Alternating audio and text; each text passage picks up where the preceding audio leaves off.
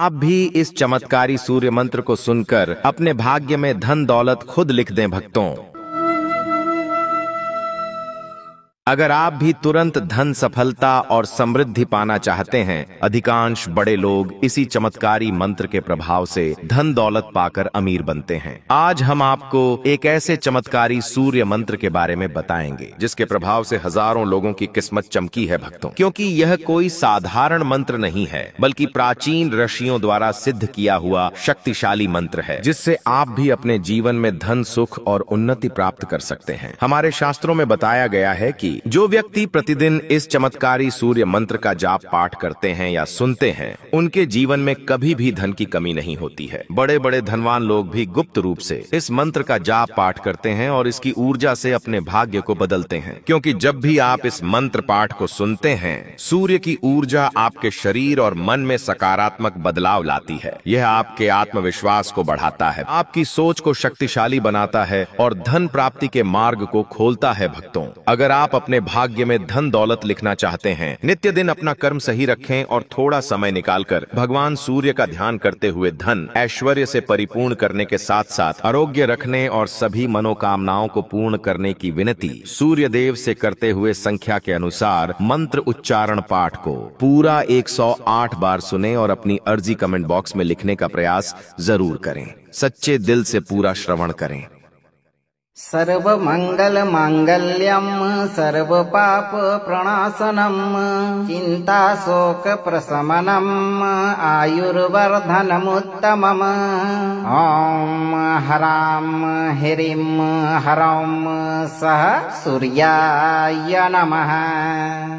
सर्वमंगल मांगल्यम सर्वपाप प्रणाशनम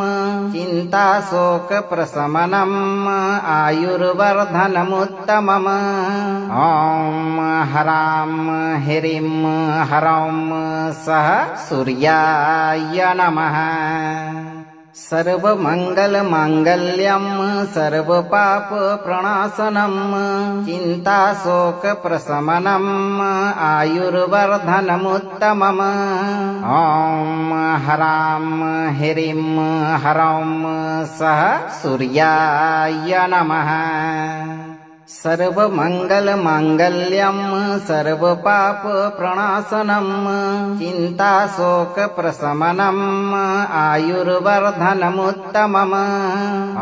ओम हराम ह्रीं हरौं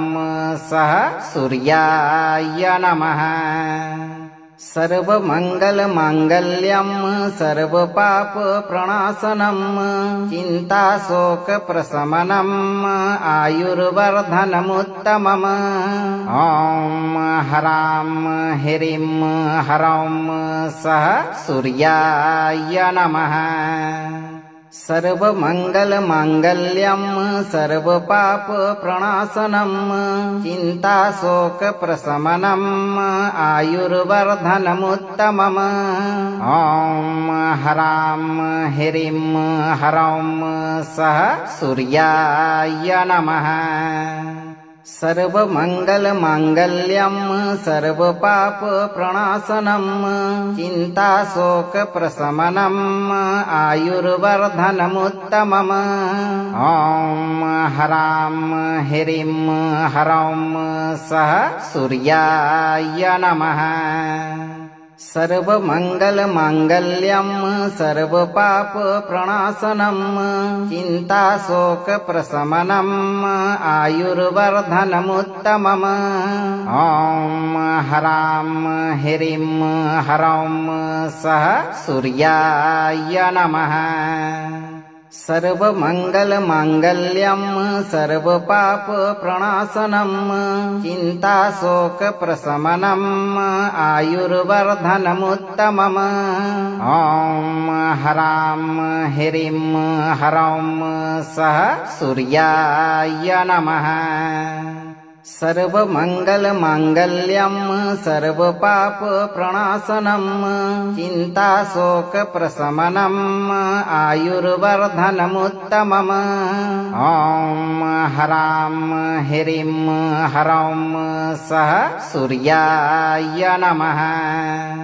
सर्वमङ्गलमाङ्गल्यं सर्वपापप्रणाशनं चिन्ताशोकप्रशमनम् आयुर्वर्धनमुत्तमम् ॐ ह्रां ह्रीं ह्रौं सः सूर्याय नमः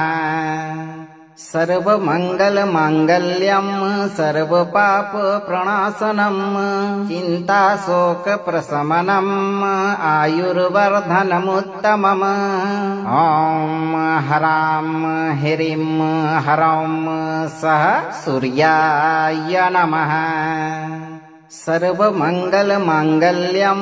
सर्वपापप्रणाशनं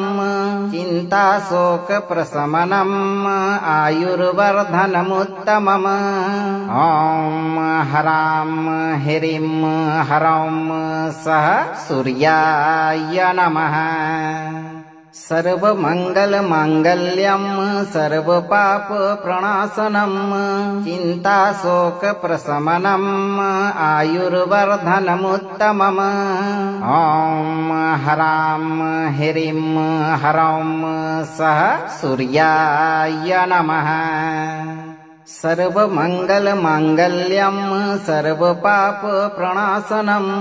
चिन्ताशोकप्रशमनम् आयुर्वर्धनमुत्तमम् ॐ ह्रां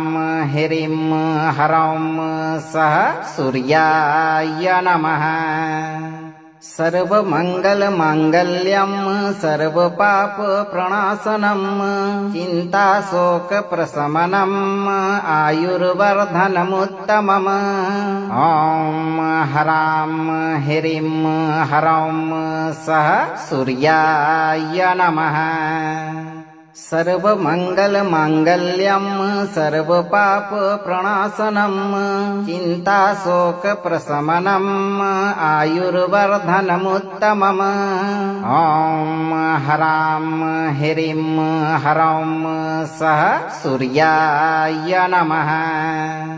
सर्वमङ्गलमाङ्गल्यं सर्वपापप्रणाशनं चिन्ताशोकप्रशमनम् आयुर्वर्धनमुत्तमम् ॐ ह्रां ह्रीं ह्रौं सः सूर्याय नमः सर्वमङ्गलमाङ्गल्यं सर्वपापप्रणाशनं चिन्ताशोकप्रशमनम् आयुर्वर्धनमुत्तमम्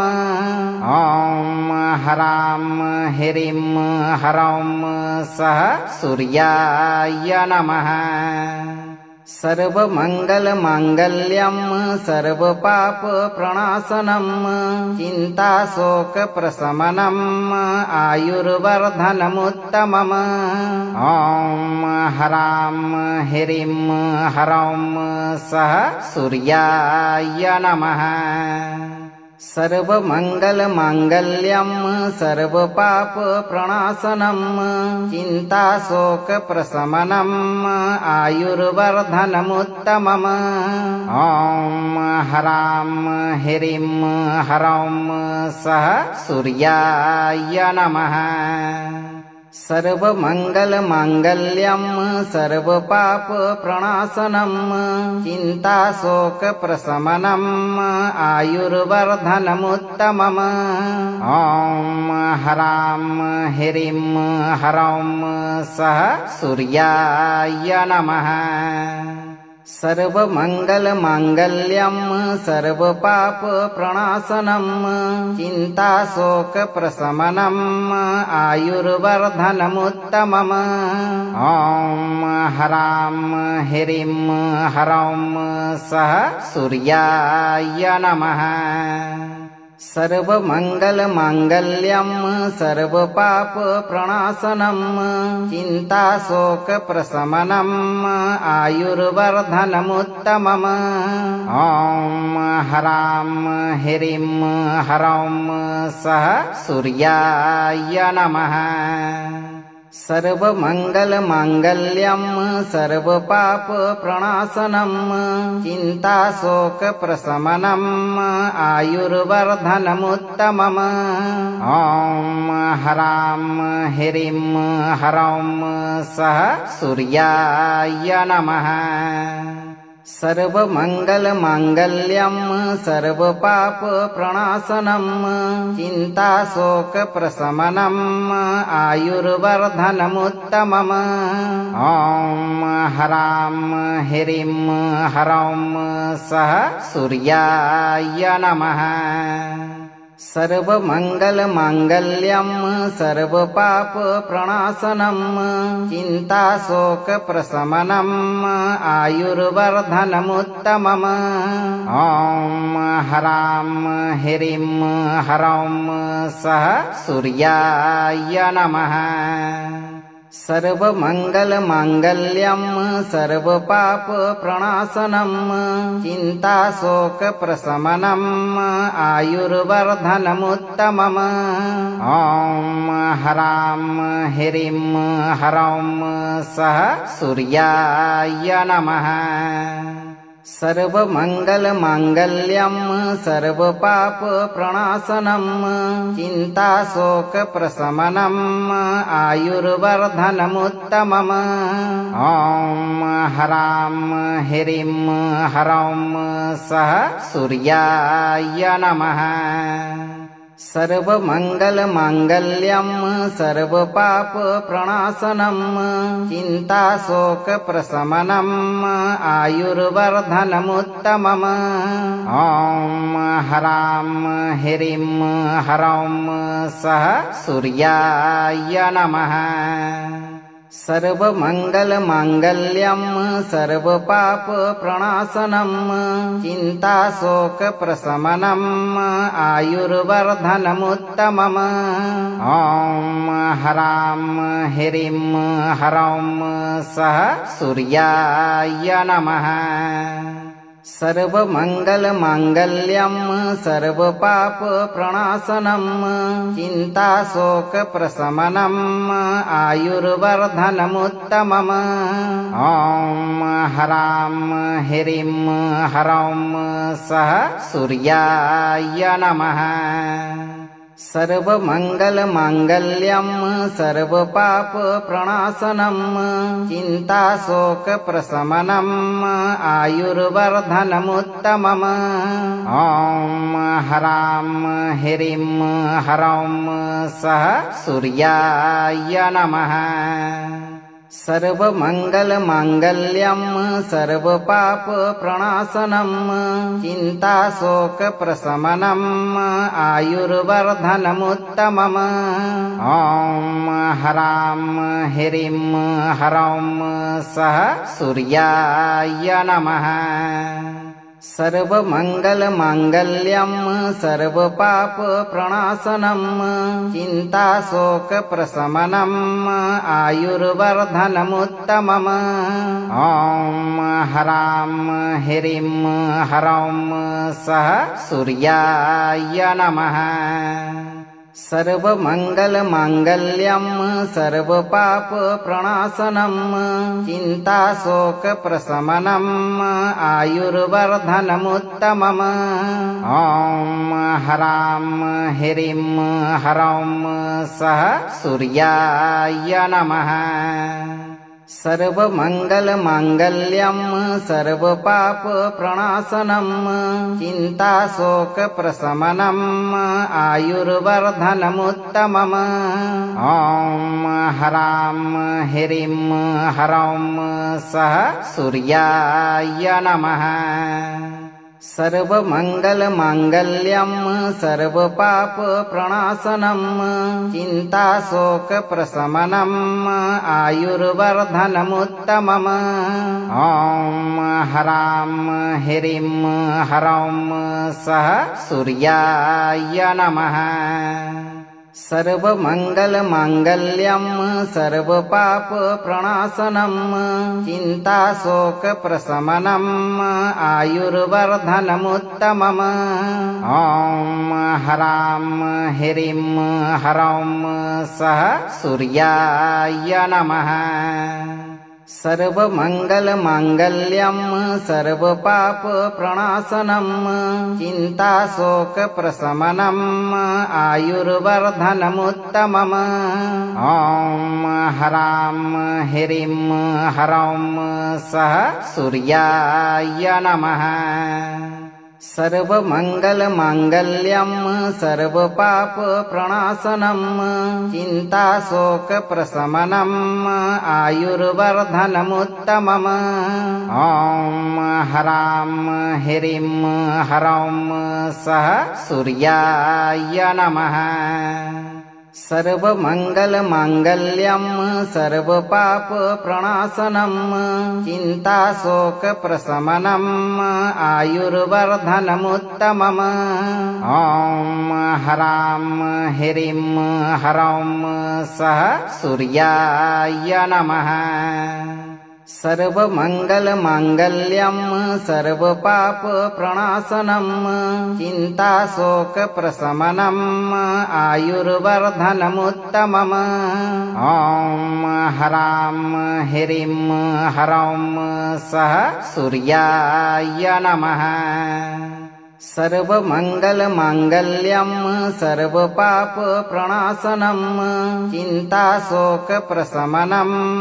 आयुर्वर्धनमुत्तमम् ॐ ह्रां ह्रीं ह्रौं सः सूर्याय नमः सर्वमङ्गलमाङ्गल्यं सर्वपापप्रणाशनं चिन्ताशोकप्रशमनम् आयुर्वर्धनमुत्तमम् ॐ ह्रां ह्रीं ह्रौं सः सूर्याय नमः सर्वमङ्गलमाङ्गल्यं सर्वपापप्रणाशनं चिन्ताशोकप्रशमनम् आयुर्वर्धनमुत्तमम् ॐ ह्रां ह्रीं ह्रौं सः सूर्याय नमः सर्वमङ्गलमाङ्गल्यं सर्वपापप्रणाशनं चिन्ताशोकप्रशमनम् आयुर्वर्धनमुत्तमम् ॐ ह्रां ह्रीं ह्रौं सः सूर्याय नमः सर्वमङ्गलमाङ्गल्यं सर्वपापप्रणाशनं चिन्ताशोकप्रशमनम् आयुर्वर्धनमुत्तमम् ॐ ह्रां ह्रीं ह्रौं सः सूर्याय नमः सर्वमङ्गलमाङ्गल्यं सर्वपापप्रणाशनं चिन्ताशोकप्रशमनम् आयुर्वर्धनमुत्तमम् ॐ ह्रां ह्रीं ह्रौं सः सूर्याय नमः सर्वमङ्गलमाङ्गल्यं सर्वपापप्रणाशनं चिन्ताशोकप्रशमनम् आयुर्वर्धनमुत्तमम् ॐ ह्रां ह्रीं ह्रौं सः सूर्याय नमः सर्वमङ्गलमाङ्गल्यं सर्वपापप्रणाशनं चिन्ताशोकप्रशमनम् आयुर्वर्धनमुत्तमम् ॐ ह्रां ह्रीं ह्रौं सः सूर्याय नमः सर्वमङ्गलमाङ्गल्यं सर्वपापप्रणाशनं चिन्ताशोकप्रशमनम् आयुर्वर्धनमुत्तमम् ॐ ह्रां ह्रीं ह्रौं सः सूर्याय नमः सर्वमङ्गलमाङ्गल्यं सर्वपापप्रणाशनं चिन्ताशोकप्रशमनम् आयुर्वर्धनमुत्तमम् ॐ ह्रां ह्रीं ह्रौं सः सूर्याय नमः सर्वमङ्गलमाङ्गल्यं सर्वपापप्रणाशनं चिन्ताशोकप्रशमनम् आयुर्वर्धनमुत्तमम् ॐ ह्रां ह्रीं ह्रौं सः सूर्याय नमः सर्वमङ्गलमाङ्गल्यं सर्वपापप्रणाशनं चिन्ताशोकप्रशमनम् आयुर्वर्धनमुत्तमम् ॐ ह्रां ह्रीं ह्रौं सः सूर्याय नमः सर्वमङ्गलमाङ्गल्यं सर्वपापप्रणाशनं चिन्ताशोकप्रशमनम् आयुर्वर्धनमुत्तमम् ॐ ह्रां ह्रीं ह्रौं सः सूर्याय नमः सर्वमङ्गलमाङ्गल्यं सर्वपापप्रणाशनं चिन्ताशोकप्रशमनम् आयुर्वर्धनमुत्तमम् ॐ ह्रां ह्रीं ह्रौं सः सूर्याय नमः सर्वमङ्गलमाङ्गल्यं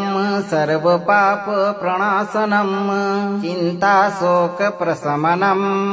आयुर्वर्धनमुत्तमम् ॐ ह्रां ह्रीं ह्रौं सः सूर्याय नमः सर्वमङ्गलमाङ्गल्यं सर्वपापप्रणाशनं चिन्ताशोकप्रशमनम् आयुर्वर्धनमुत्तमम्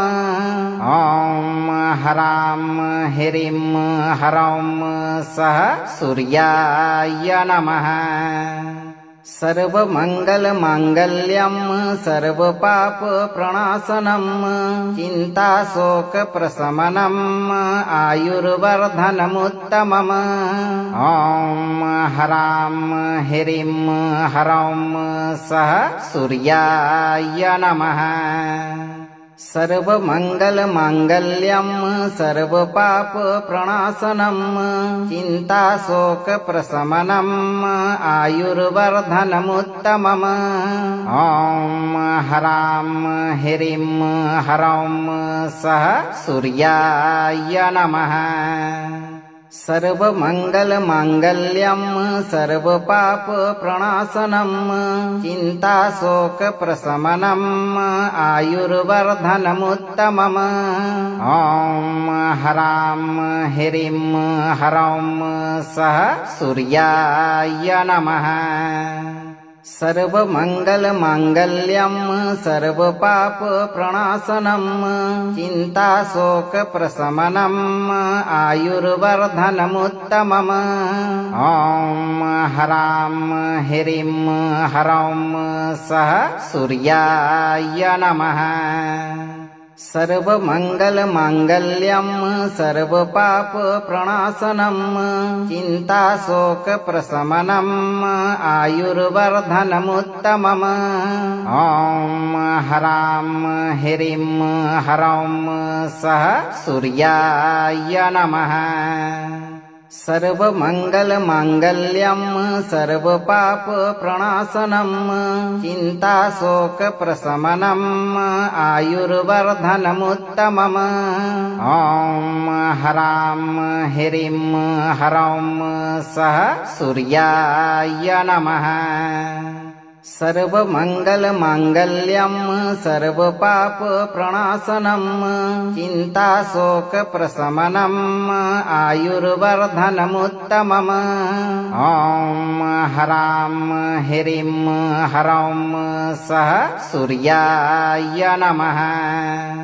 सर्वमङ्गलमाङ्गल्यं सर्वपापप्रणाशनं चिन्ताशोकप्रशमनम् आयुर्वर्धनमुत्तमम् ॐ ह्रां ह्रीं ह्रौं सः सूर्याय नमः सर्वमङ्गलमाङ्गल्यं सर्वपापप्रणाशनं चिन्ताशोकप्रशमनम् आयुर्वर्धनमुत्तमम् ॐ ह्रां ह्रीं ह्रौं सः सूर्याय नमः सर्वमङ्गलमाङ्गल्यं सर्वपापप्रणाशनं चिन्ताशोकप्रशमनम् आयुर्वर्धनमुत्तमम् ॐ ह्रां ह्रीं ह्रौं सः सूर्याय नमः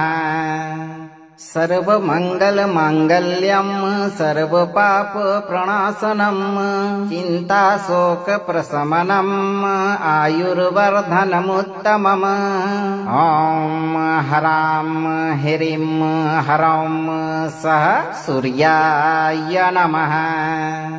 सर्वमङ्गलमाङ्गल्यं सर्वपापप्रणाशनं चिन्ताशोकप्रशमनम् आयुर्वर्धनमुत्तमम् ॐ ह्रां ह्रीं ह्रौं सः सूर्याय नमः सर्वमङ्गलमाङ्गल्यं सर्वपापप्रणाशनं चिन्ताशोकप्रशमनम् आयुर्वर्धनमुत्तमम् ॐ ह्रां ह्रीं ह्रौं सः सूर्याय नमः सर्वमङ्गलमाङ्गल्यं सर्वपापप्रणाशनं चिन्ताशोकप्रशमनम् आयुर्वर्धनमुत्तमम् ॐ ह्रां ह्रीं ह्रौं सः सूर्याय नमः सर्वमङ्गलमाङ्गल्यं सर्वपापप्रणाशनं चिन्ताशोकप्रशमनम् आयुर्वर्धनमुत्तमम् ॐ ह्रां ह्रीं ह्रौं सः सूर्याय नमः सर्वमङ्गलमाङ्गल्यं सर्वपापप्रणाशनं चिन्ताशोकप्रशमनम् आयुर्वर्धनमुत्तमम् ॐ ह्रां ह्रीं ह्रौं सः सूर्याय नमः सर्वमङ्गलमाङ्गल्यं सर्वपापप्रणाशनं चिन्ताशोकप्रशमनम् आयुर्वर्धनमुत्तमम् ॐ ह्रां ह्रीं ह्रौं सः सूर्याय नमः सर्वमङ्गलमाङ्गल्यं सर्वपापप्रणाशनं चिन्ताशोकप्रशमनम् आयुर्वर्धनमुत्तमम् ॐ ह्रां ह्रीं ह्रौं सः सूर्याय नमः सर्वमङ्गलमाङ्गल्यं सर्वपापप्रणाशनं चिन्ताशोकप्रशमनम् आयुर्वर्धनमुत्तमम् ॐ ह्रां ह्रीं ह्रौं सः सूर्याय नमः सर्वमङ्गलमाङ्गल्यं सर्वपापप्रणाशनं चिन्ताशोकप्रशमनम् आयुर्वर्धनमुत्तमम् ॐ ह्रां ह्रीं ह्रौं सः सूर्याय नमः सर्वमङ्गलमाङ्गल्यं सर्वपापप्रणाशनं चिन्ताशोकप्रशमनम् आयुर्वर्धनमुत्तमम् ॐ ह्रां ह्रीं ह्रौं सः सूर्याय नमः सर्वमङ्गलमाङ्गल्यं सर्वपापप्रणाशनं चिन्ताशोकप्रशमनम् आयुर्वर्धनमुत्तमम् ॐ ह्रां ह्रीं ह्रौं सः सूर्याय नमः सर्वमङ्गलमाङ्गल्यं सर्वपापप्रणाशनं चिन्ताशोकप्रशमनम् आयुर्वर्धनमुत्तमम् ॐ ह्रां ह्रीं ह्रौं सः सूर्याय नमः सर्वमङ्गलमाङ्गल्यं सर्वपापप्रणाशनं चिन्ताशोकप्रशमनम् आयुर्वर्धनमुत्तमम् ॐ ह्रां ह्रीं ह्रौं सः सूर्याय नमः सर्वमङ्गलमाङ्गल्यं सर्वपापप्रणाशनं चिन्ताशोकप्रशमनम् आयुर्वर्धनमुत्तमम् ॐ ह्रां ह्रीं ह्रौं सः सूर्याय नमः सर्वमङ्गलमाङ्गल्यं सर्वपापप्रणाशनं चिन्ताशोकप्रशमनम् आयुर्वर्धनमुत्तमम् ॐ ह्रां ह्रीं ह्रौं सः सूर्याय नमः सर्वमङ्गलमाङ्गल्यं सर्वपापप्रणाशनं चिन्ताशोकप्रशमनम् आयुर्वर्धनमुत्तमम् ॐ ह्रां ह्रीं ह्रौं सः सूर्याय नमः सर्वमङ्गलमाङ्गल्यं सर्वपापप्रणाशनं चिन्ताशोकप्रशमनम् आयुर्वर्धनमुत्तमम् ॐ ह्रां ह्रीं ह्रौं सः सूर्याय नमः सर्वमङ्गलमाङ्गल्यं सर्वपापप्रणाशनं चिन्ताशोकप्रशमनम् आयुर्वर्धनमुत्तमम् ॐ ह्रां ह्रीं ह्रौं सः सूर्याय नमः सर्वमङ्गलमाङ्गल्यं सर्वपापप्रणाशनं चिन्ताशोकप्रशमनम् आयुर्वर्धनमुत्तमम्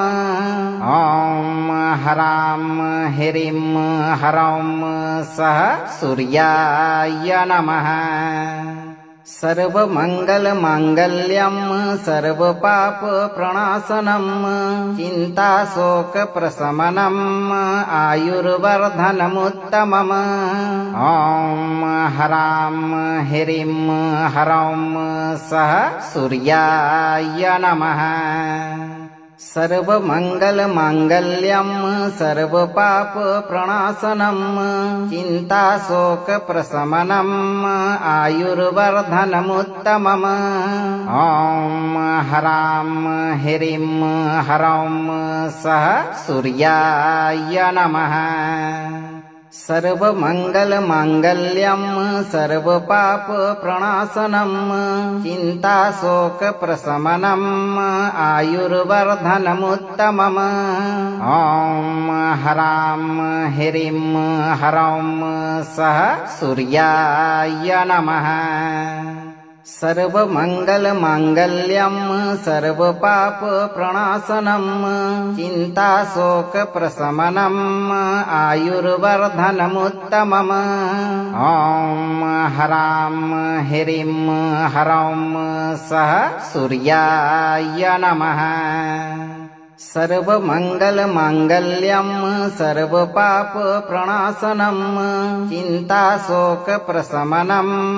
आयुर्वर्धनमुत्तमम् ॐ ह्रां ह्रीं ह्रौं सः सूर्याय नमः सर्वमङ्गलमाङ्गल्यं सर्वपापप्रणाशनं चिन्ताशोकप्रशमनम् आयुर्वर्धनमुत्तमम् ॐ ह्रां ह्रीं ह्रौं सः सूर्याय नमः सर्वमङ्गलमाङ्गल्यं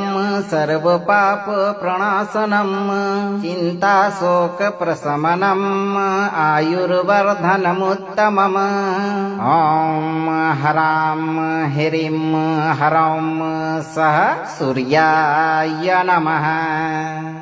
सर्वमङ्गलमाङ्गल्यं सर्वपापप्रणाशनं चिन्ताशोकप्रशमनम्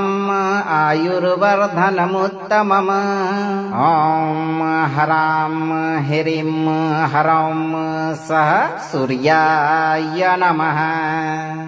सर्वमङ्गलमाङ्गल्यं सर्वपापप्रणाशनं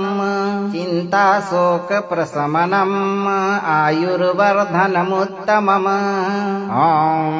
ह्रां ह्रीं ह्रौं सः सूर्याय नमः सर्वमङ्गलमाङ्गल्यं सर्वपापप्रणाशनं चिन्ताशोकप्रशमनम् आयुर्वर्धनमुत्तमम् ॐ ह्रां ह्रीं ह्रौं सः सूर्याय नमः सर्वमङ्गलमाङ्गल्यं सर्वपापप्रणाशनं चिन्ताशोकप्रशमनम् आयुर्वर्धनमुत्तमम् ॐ ह्रां ह्रीं ह्रौं सः सूर्याय नमः सर्वमङ्गलमाङ्गल्यं सर्वपापप्रणाशनं चिन्ताशोकप्रशमनम् आयुर्वर्धनमुत्तमम् ॐ ह्रां ह्रीं ह्रौं सः सूर्याय नमः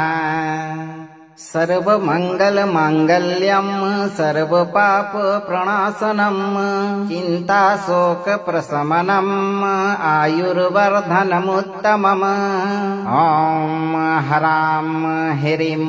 ह्रौं सः सूर्याय नमः सर्वमङ्गलमाङ्गल्यं सर्वपापप्रणाशनं चिन्ताशोकप्रशमनम् आयुर्वर्धनमुत्तमम् ॐ ह्रां ह्रीं ह्रौं सः सूर्याय नमः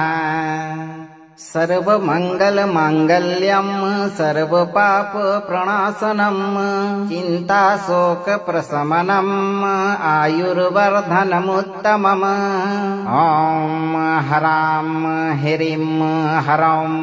सः सूर्याय नमः सर्वमङ्गलमाङ्गल्यं सर्वपापप्रणाशनं चिन्ताशोकप्रशमनम् आयुर्वर्धनमुत्तमम् ॐ ह्रां ह्रीं ह्रौं सः सूर्याय नमः सर्वमङ्गलमाङ्गल्यं सर्वपापप्रणाशनं चिन्ताशोकप्रशमनम् आयुर्वर्धनमुत्तमम् ॐ ह्रां ह्रीं ह्रौं सः सूर्याय नमः सर्वमङ्गलमाङ्गल्यं सर्वपापप्रणाशनं चिन्ताशोकप्रशमनम् आयुर्वर्धनमुत्तमम् ॐ ह्रां ह्रीं ह्रौं सः सूर्याय नमः सर्वमङ्गलमाङ्गल्यं सर्वपापप्रणाशनं चिन्ताशोकप्रशमनम् आयुर्वर्धनमुत्तमम् ॐ ह्रां ह्रीं ह्रौं सः सूर्याय नमः। अगर आपको यह मंत्र उपयोगी लगी हो तो इस मंत्र को लाइक करें, दोस्तों को शेयर करें और चैनल को सब्सक्राइब करते समय दरबार की घंटी बजाना न भूलें। धैर्य रखें और सही कर्म करते रहें। सूर्यदेव आपकी सभी मनोकामनाओं की पूर्ति शीघ्र करेंगे भक्तों।